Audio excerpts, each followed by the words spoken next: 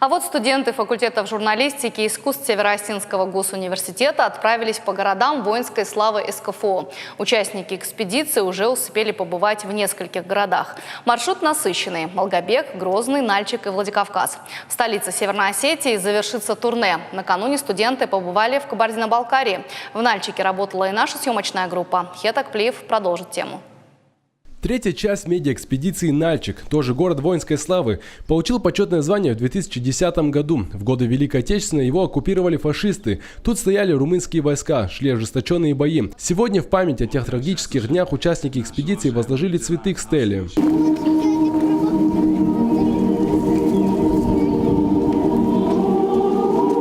Участники встречи подчеркивают, важно помнить, как это было, тем более сейчас, когда Запад пытается историю Второй мировой попросту переписать. Это общее дело и одна миссия – воспитывать, рассказывать, беречь память. Организаторы проекта с благодарностью отмечают, отклик соседней республики особо ценен, потому что и история, и будущее на две республики одно братское. Большая честь для меня говорить здесь сегодня эти слова.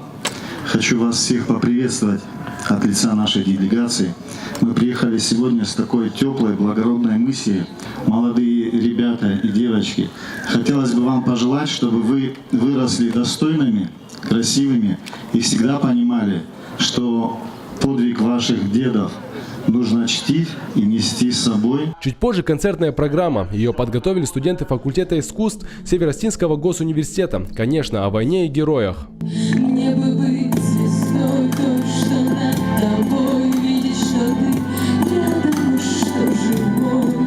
Студенты из Северной Осетии от медиаэкспедиции в восторге. Говорят, это было интересно. А еще понравился теплый и уютный Нальчик. Все было очень здорово, эмоционально, очень теплый прием. Очень интересно, познавательно. Нальчик вообще город прекрасный, добродушный. В годы войны из Кабардино-Балкарии на фронт ушли около 30 тысяч жителей, 9 тысяч погибли. Сколько пропало без вести, точно неизвестно до сих пор. Истории своих героев есть почти в каждой семье. И монументы, которые установили в память о них, жителям Нальчика особенно любимы. Следующий и последний пункт медиаэкспедиции Владикавказ. Акция завершится 4 июня возложением цветов на мемориале славы.